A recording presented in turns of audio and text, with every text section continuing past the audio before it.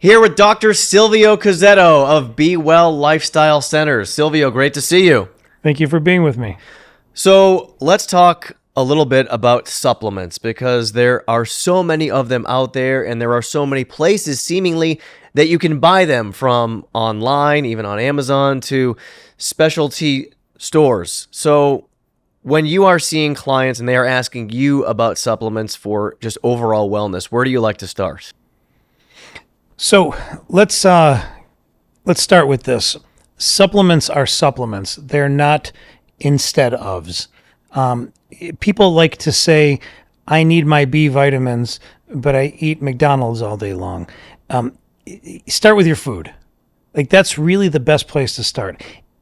Don't take supplements if you're not eating the foods that provide the nutrients you need as a base, as the base. For instance, if you're not eating your meats, if you're not eating your vegetables, if all you're living on is ramen noodles, you're going to need every single supplement just to keep your body, healthy. Next, RDA. Let's talk about RDA. RDA is the recommended daily allowance. It's not the recommended daily allowance to feel healthy and well. It's what keeps you barely alive. It was developed for starvation. It was developed for such a low amount of nutrient that this is what you need to be barely alive. So you can't look at something that has 100% of the recommended daily allowance and feel healthy. Start with your diet.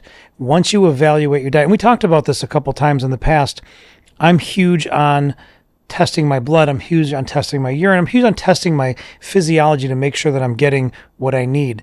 So it's a hard question to say, what should I take? Are you wearing sunscreen all day long and sitting inside and never going outside? Yeah, you're probably vitamin D deficient. Most people in Michigan, especially in the wintertime, are vitamin D deficient.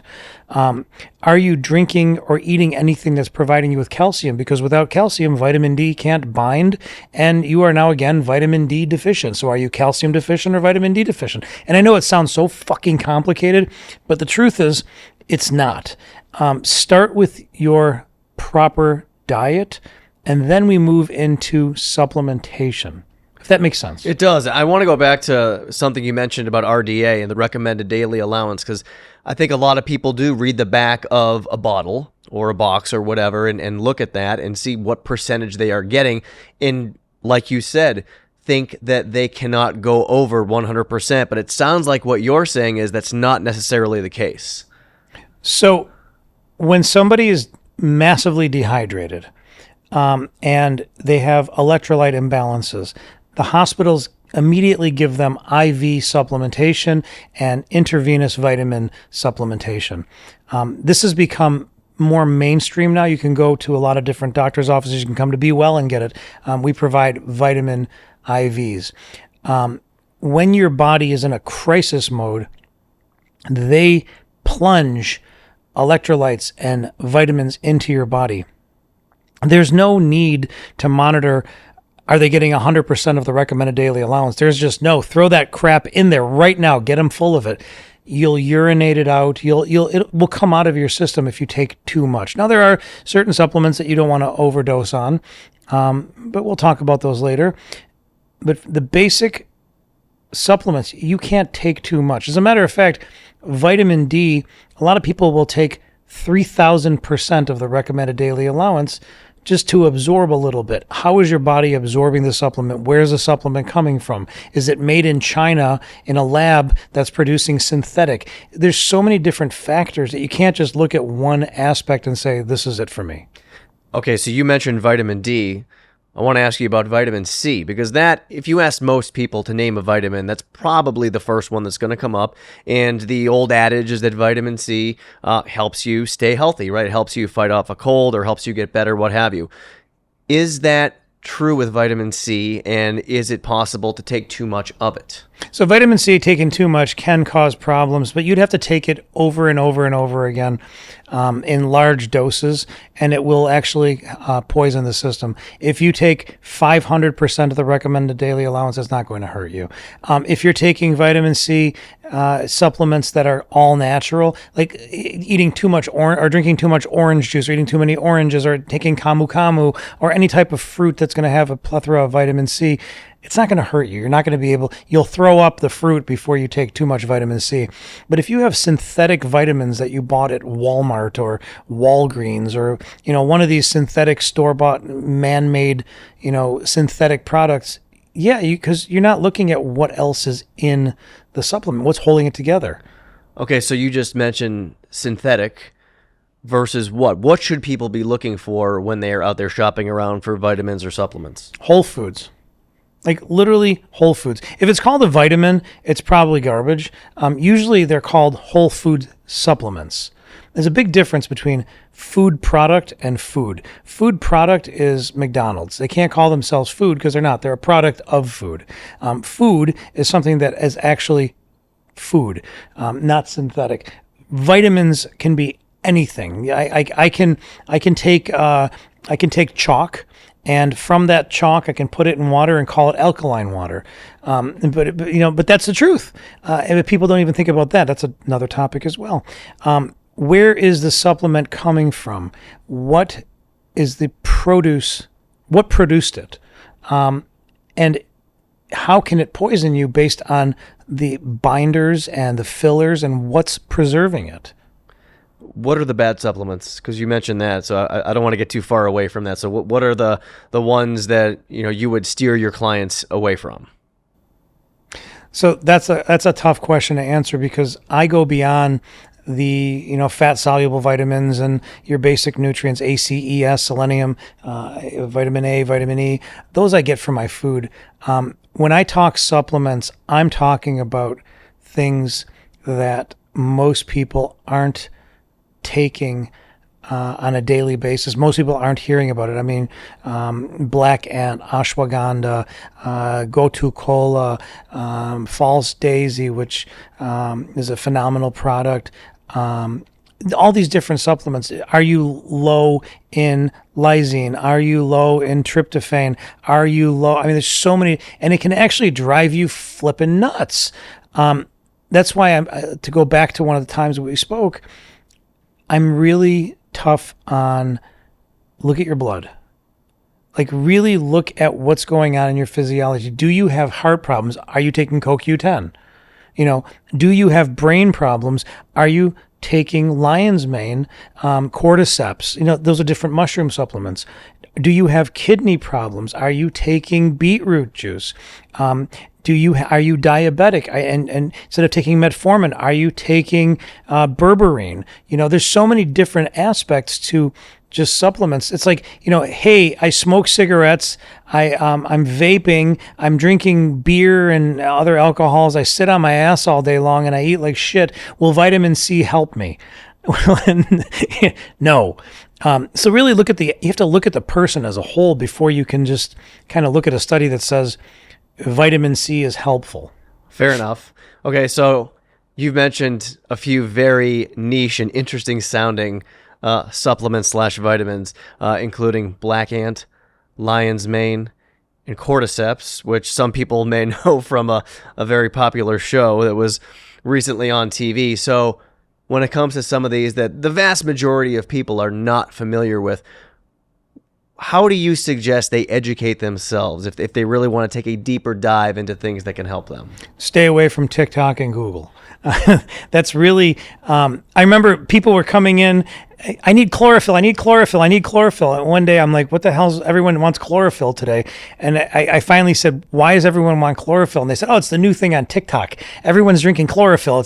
And then a couple weeks later, it was goji berries. And I'm like, it's kind of sad that we're following these influencers that have no education and no background. So for an educated aspect, stay the hell away from that shit. To really find it, sit down with someone who's educated and let them put you on a starting point. Start with a dietitian, a nutritionist, someone who has a background in true health. don't just go to your medical doctor or your chiropractic doctor or any type of doctor and think that, we all have knowledge in nutrition. What is our background? What is our teaching? If you really truly want to supplement, but then also look at yourself from other aspects. How am I eating? And then research. I stress myself out all day long. What is a good supplement for increased stress? Well, stress is causing a lot of pressure on the nervous system. Vitamin E helps increase the nervous system. I may need vitamin E. Let me read a little bit about the benefits of vitamin E. I mean, educate yourself. When it comes to athletes, and professional athletes have been taking supplements for years now, and obviously there's stringent testing methods, both in professional sports and also at the Olympic level. For your people who come in who consider themselves athletes, who are very active, who are competing in endurance events, triathlons, so on and so forth, what are some of the common supplements that they are into right now? So calcium, vitamin D are huge. Magnesium is unbelievable. I get a lot of people that are working out a lot. Leg cramps. Potassium and calcium are hugely diminished when you're aggressively working out. And just so you know, when you work out, you're releasing a lot of acid into the body. You're breaking down muscles. I mean, that's what working out really is, especially with heavy lifting. You break a muscle down, and then it scars, scar tissues itself, and you get bigger and bigger and bigger, and boom, that's how you grow. So you're putting a lot of pressure, especially like runners. You run a lot. You're putting so much pressure on your muscles for an extended period of time and a sustained amount of time that your muscles deplete themselves fast in their supplementation. So you need to supplement with that. Magnesium is a very widely diminished vitamin that I see, supplement that I see missing from a lot of runners and aggressive aerobic people. Well, yeah, let's talk a bit more about magnesium, because I've seen a lot about this one as well. Why magnesium specifically? I've seen that it not only can do some of the things you just mentioned, but also serve as a muscle relaxant. Is that true? Correct. So, I mean, not to get scientific, but you have what's called the sodium, potassium, calcium pump in your muscles. If your muscle wants to contract, it sends out sodium or calcium, depending on how the contraction moves. If it wants to relax, it sends out magnesium. If it doesn't have magnesium to send out, it doesn't relax. You have spasm. You'll see a lot of people with cerebral palsy are on major amounts of magnesium supplementation, and it helps calm a lot of the restless legs syndromes that they get. And a lot of runners, pregnant women, you see a lot of restless leg syndrome, and that magnesium is a phenomenal supplementation. It's used for relaxation. You talked a few minutes ago about water and alkaline water and pH levels in water. There are so many different types of these waters. You walk into any convenience store now in a gas station, you can find, what I'm talking about, at least a handful of different, waters that have, elevated alkaline levels. And I feel like there are a lot of people out there who believe in them, and there are some people who say, well, what's the difference? Why can't I just drink regular water? So if you're living a life where you're eating a lot of foods that are full of garbage, lots and lots of acids, and I don't want to get too much into the acid alkaline, but there are a lot of processed foods are very acidic to the body, and a lot of healthy foods are alkaline to the body. You don't need to supplement with alkaline water if you're living an alkaline life. So a lot of fresh fruits, a lot of fresh vegetables, if you're eating meats, fresh meats, are going to have more of an alkalinic effect on the body as opposed to a acidic. Now, I know this is going to sound weird, but lemon water every morning is alkaline to the body. Take a little bit of water, put some lemon in it, and now you've got alkaline water.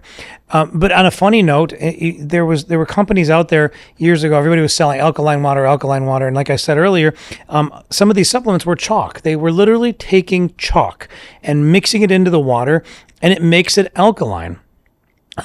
Doesn't mean it's good for you, but people were buying this shit up left and right. I forgot the name of the company, or I'd call them out on it. But you could buy it on the shelves. It was alkaline water. It's all bullshit. And that's number one. Number two, bottled water is in a plastic bottle is leaching plastics into your water. That's what you're drinking. You cannot tell me for 1 second that a natural spring in a beautiful field is not the best water out there. but the second we touch it, we fuck it up. So I know we can't all go up to a natural spring and grab our water, but there's waters like there's a mountain water. I forgot the name of it. It comes in a green glass bottle. They're pretty close to some of the best water out there. You can filter your own water. There is a reverse osmosis system. Distilled water. The problem with distilled water is it's dead. So you want to stay away from distilled water. But if you take a little bit of salt, sprinkle it in there, and literally take some rocks from outside, now wash them obviously, and put them into the bottom of the pitcher for a couple of days, you have remineralized water. Get your minerals from your foods and you can research this, make your own proper waters. So one more question about the alkaline water. That alkaline factor that you talked about, does it provide a pathway for nutrients to get around the body more efficiently? Because you were talking about, if you're eating in an unhealthy way, it doesn't really matter what kind of water you're drinking. Is the whole concept of alkaline water that delivers nutrients to the body faster? Well, the whole concept of alkaline water is it's going to make your body more alkaline, which increases oxygenation and decreases viruses and pathogens and bacterias. But I'm sorry, I don't care how much water you drink. If you're eating like shit, you're never going to get to that point. That's the problem, is that we're looking for a magic pill. I remember my mom, I one time said to her, I have this amazing smoothie I put together. It's full of unbelievable supplements. All you got to do is put these powders in your smoothie and drink it. She goes, that's too hard. Can't you just make a pill I can take? And that's I think a lot of us want that pill, that magic pill, that fountain of youth pill. And it doesn't fucking exist. Well, you make a good point, because it takes a lot more time to make yourself a healthy smoothie than it does to take a pill, right? Correct. But that's the society we live in. I don't like pills, by the way. Like I'm a powder kind of person. It's so much easier to just throw it in a smoothie for me and drink it down than to take all these pills. So what are a few of your favorite powders, or a few of your recommended powders for people who are listening to this and they're making their own smoothies at home and they just want to make themselves a good healthy smoothie? What are a couple you would recommend to them? So I'm huge on the immune system and the brain. I love mushroom blends. Absolutely love them.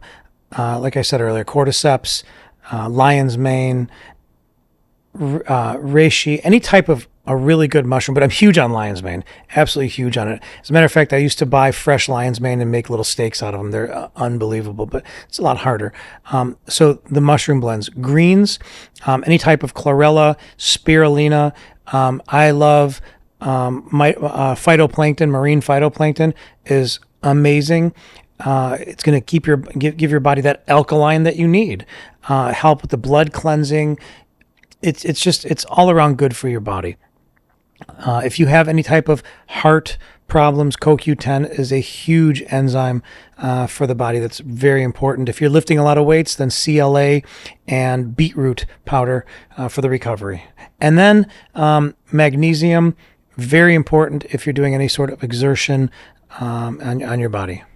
A lot of great food for thought, literally, with Dr. Silvio Cazzetto. Thanks so much. Thank you so much.